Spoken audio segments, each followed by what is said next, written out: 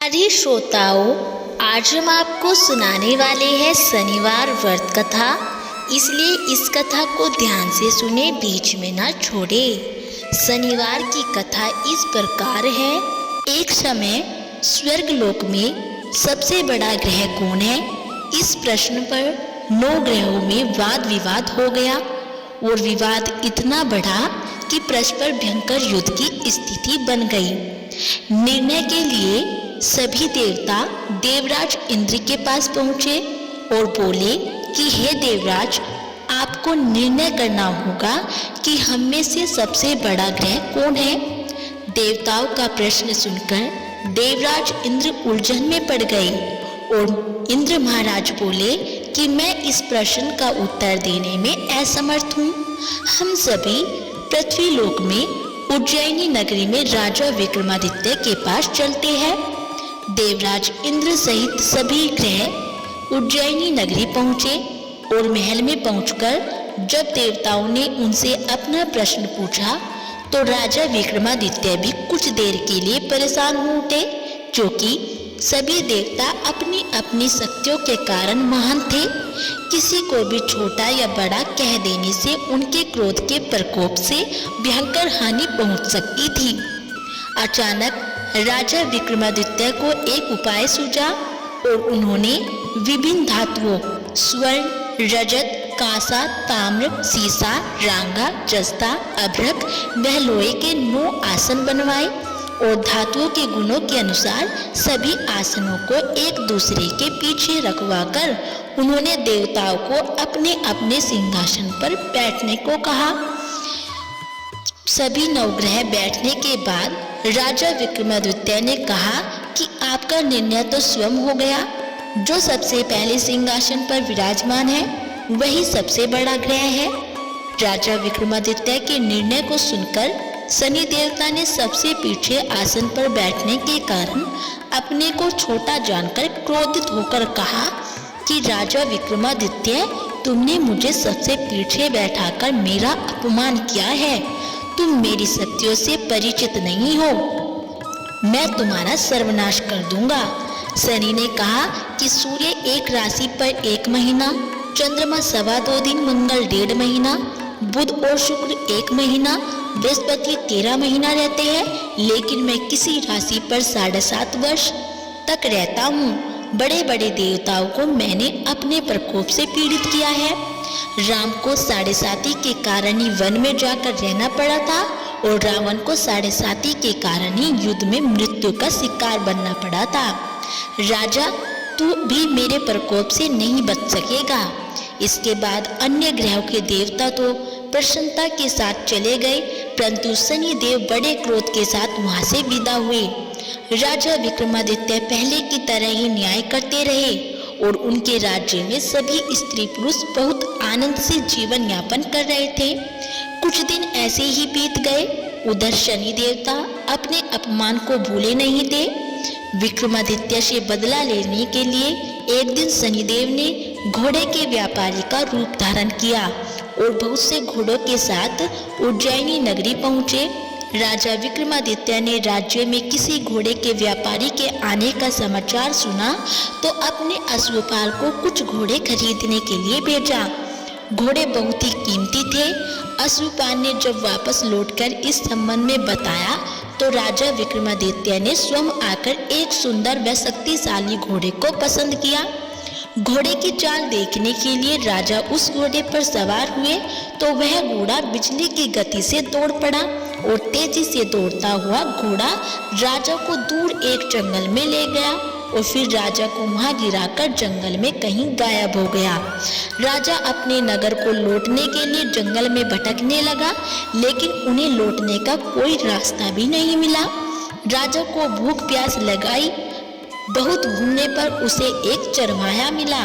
राजा ने उससे पानी मांगा और पानी पीकर राजा ने उस चरवाहे को अपनी अंगूठी दे दी और फिर उससे रास्ता पूछकर वह जंगल से निकलकर पास के नगर में पहुंचा और राजा ने एक सेठ की दुकान पर बैठकर कुछ देर आराम किया।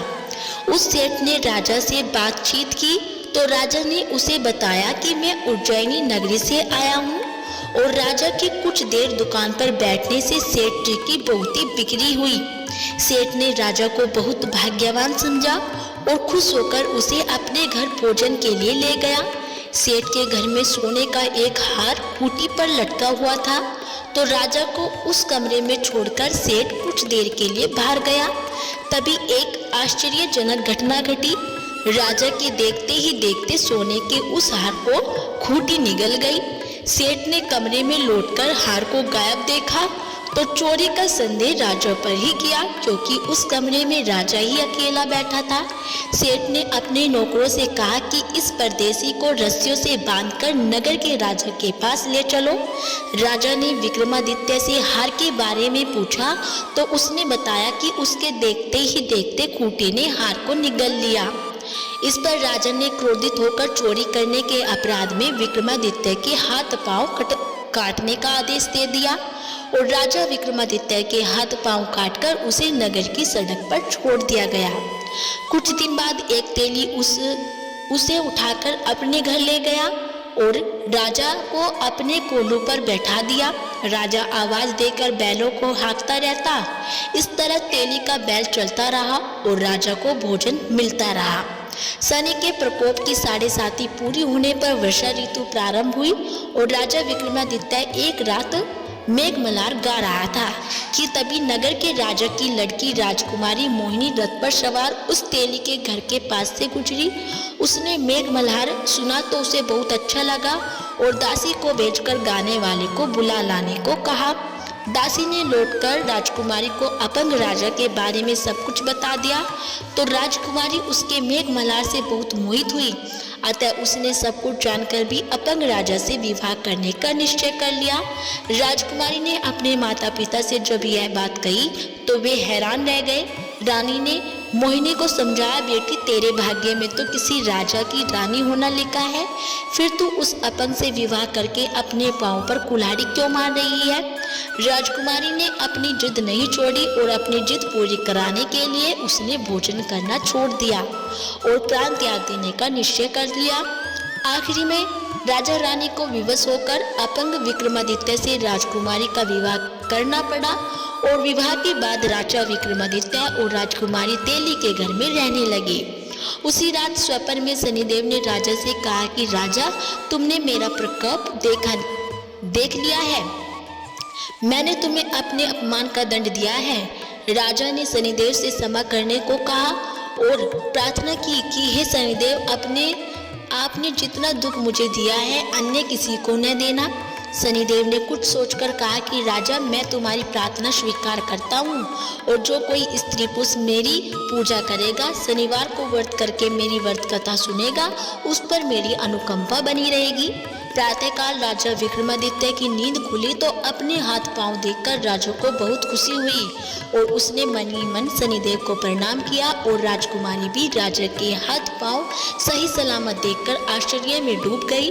तब राजा विक्रमादित्य ने अपना परिचय देते हुए शनिदेव के प्रकोप की सारी कहानी सुनाई। सेठ को जब इस बात का पता चला तो दौड़ता हुआ तेली के घर पहुंचा और राजा के चरणों में गिरकर क्षमा मांगने लगा। राजा ने उसे क्षमा कर दिया क्योंकि यह सब तो शनिदेव के प्रकोप के कारण ही हुआ था। सेठ राजा को अपने घर ले गया और उसे भोजन कराया। भोजन करते समय वहाँ एक आश्चर्यजनक घटना घटी। सबके देखते देखते ही उस खूंटे ने हार उगल दिया और सेठ जी ने अपनी बेटी का विवाह भी राजा के साथ कर दिया और बहुत से स्वर्ण आभूषण धन आदि देकर राजा को विदा कर दिया। राजा विक्रमादित्य राजकुमारी मोहिनी और सेठ की बेटी के साथ उज्जैनी पहुंचे। नगरवासियों ने हर्ष से उनका स्वागत किया और अगले दिन राजा विक्रमादित्य ने पूरे राज्य में घोषणा कराई कि शनिदेव सब देवताओं में सर्वश्रेष्ठ है और प्रत्येक स्त्री पुरुष शनिवार को उनका व्रत करे और व्रत कथा अवश्य सुने। राजा विक्रमादित्य की घोषणा से शनिदेव बहुत प्रसन्न हुए और शनिवार का व्रत करने और व्रत कथा सुनने के कारण सभी लोगों की मनोकामनाएं शनिदेव की अनुकंपा से पूरी होने लगी और सभी लोग आनंद पूर्वक रहने लगे। बोलो भगवान शनिदेव की जय हो। तो दोस्तों, ये थी शनिवार व्रत कथा। यदि आपको हमारी कथा अच्छी लगी हो तो प्लीज़ हमारी वीडियो को लाइक करें और चैनल को सब्सक्राइब करना ना भूलें।